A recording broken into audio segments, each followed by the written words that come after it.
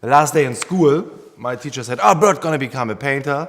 And I said, "No, I'm going to become a hairdresser." Everybody was laughing because in 1982 to be a hairdresser was kind of funny. But I never regret it. I'm doing this now over 30 years, and I did different kind of steps. I used to work for Vella to teach people. Now I'm doing freelance work for magazines, fashion shows, and I'm doing train-the-trainer seminars for Londa, Clairol, and Carlos, and it's really a big joy.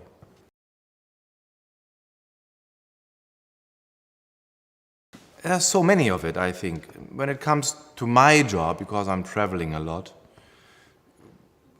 I'm fortunate enough to see a world. I lived 3 years in New York, I lived 2 years in Paris, and with all the fashion shows, I always come back to Paris. And with all the fashion shoots I do, I'm going to, like, everywhere. It's not a single person job.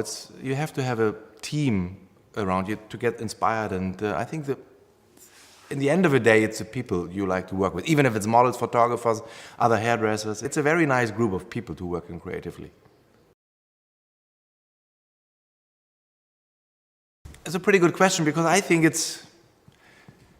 there's a lot of things. If you're open-minded and if you get more education, I think education is the keyword to art and to music and to books and everything. You want to read more, and all these things are inspiring you. But even if you walk with your girlfriend down the street, there can be a little color on the wall of a house, or it can be a nice outfit, it can be a hairstyle on the street which inspires you. Hairdressers are really open-minded, and I think they always look for new ideas, and it's pretty much, I get inspiration pretty much by everything.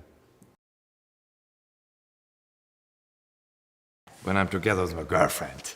How cheesy! But it's true. I mean, she's a fashion stylist, I'm a hairstylist. She also travels a lot, and we don't see each other's too often. Sometimes we work together, like next week. It's more of a private moment to get happy. Of course, when you're on a nice journey, we did the shooting right now, you have happy moments, but it's a difference between work and private. And the private moment, of course, when you meet the right person, it's the best one, I would say.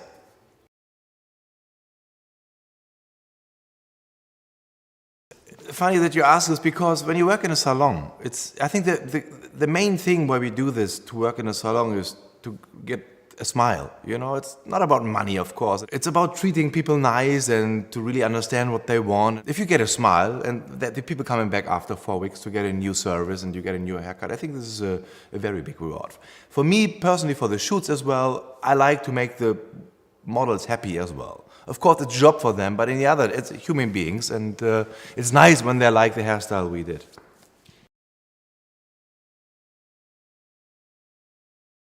For me personally, inside, I'm a lifestyle guy as well. So to work for a lifestyle brand, so that means hairstyles, colors we create are really for people out there on the streets, not for the catwalk, more for the sidewalk. This is what I really, really like.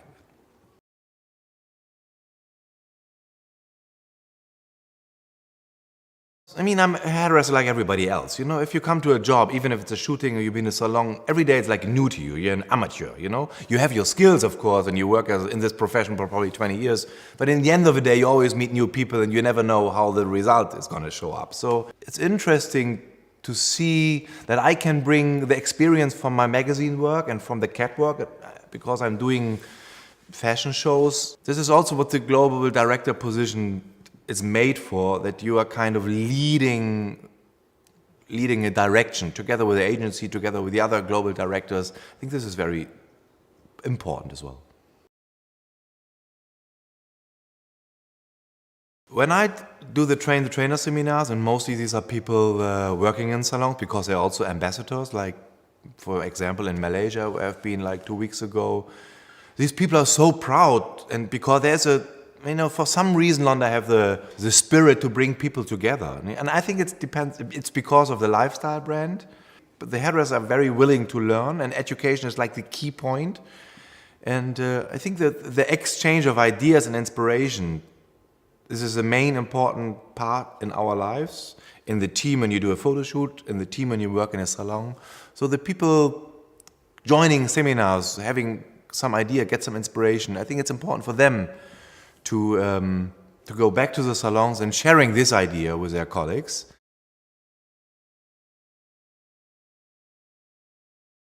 Again, it's sometimes you have the tendency that you're alone in the world and you're like getting frustrated when somebody said, "Oh, the haircut you did, I don't like." But I think relationships, community, again another key point in life to be successful. Because without having any other people to share ideas with, you're not going to go anywhere. Also, most of the people, they start to being a hairdresser in a salon, they're probably not going to go for the haircutting and the cutter because they like people. This is probably the first thing they go for. They're like, okay, I'm going to be with people, I'm going to be with 5, 10 people, there's clients every day. They're more interested in people, and then the skills for haircutting and cutting, it comes to the side, I think, and then that makes it like, I think, the good hairdresser.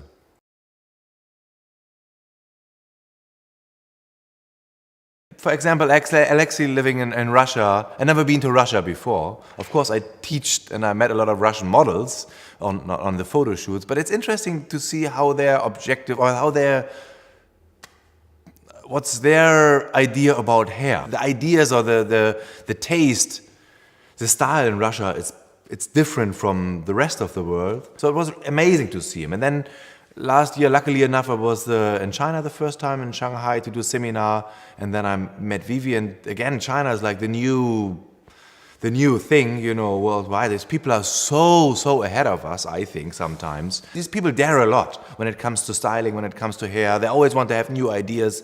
So all these things, it's even Bärbel, coming from Berlin, but she lives in the east side of Berlin.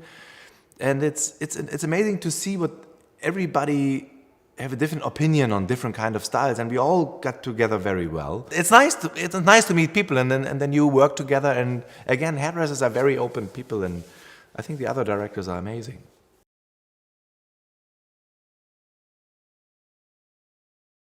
The products are amazing, very good styling products. Coming from a world where you have to change hair like within minutes when the editor of the magazine don't like your hairstyle, you can be very creative with the products, and it's easy to brush out, and you got volume where you need it, and it's pretty cool. And again, it's the community which counts. And at the end of the day, I think you need good people together, because you stay together for so many times, and you're shooting or a seminar, and if you don't do this with a nice community, it will never work, I think.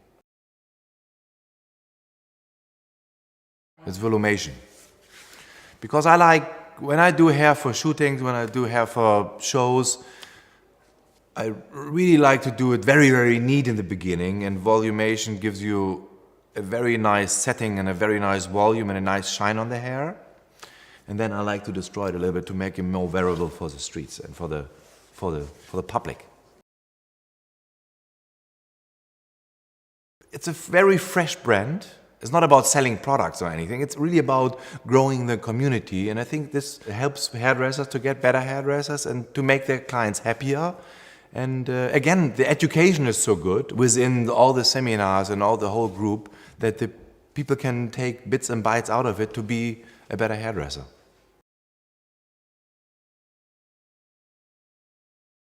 I think listening is a big part. It's always like this in relationships, even if it's with your girlfriend, your husband, your parents, your friends. It's the same when you have one-on-one in a salon.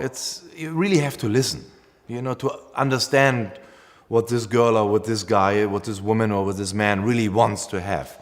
And then when you understand this, then you can really work together and create a style what he or she really likes and adore.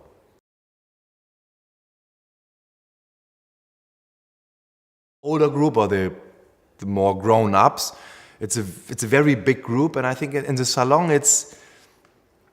I always had the feeling that they're very, maybe thankful, or they're very happy when you really listen what they want. And there's not a specific technique you can use. You just have to listen what they really want. And I think because they have so much experience, they're probably open-minded. And I think they're very reliable clients as well. And this is going to be big within the next 10, 20 years. It always comes back to the same thing. Listen. It's so important. People are so open. But you have to give them the opportunity to speak for themselves, and then you have to filter. You can ask questions. What kind of books do you read, and what kind of theaters do you, or what kind of cinemas do you like to go to understand what kind of lifestyle and what kind of ideas about their life they're having, and then together as a team, you can find out what's best for them.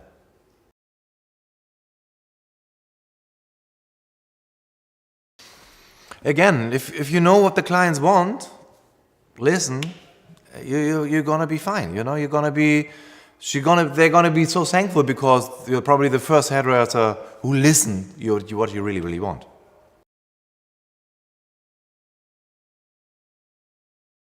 That's a good question. If you think about it, kissing maybe the first time when I was 9, maybe 8 or 18. I can't remember. No. Of course it's kissing. How can it not be?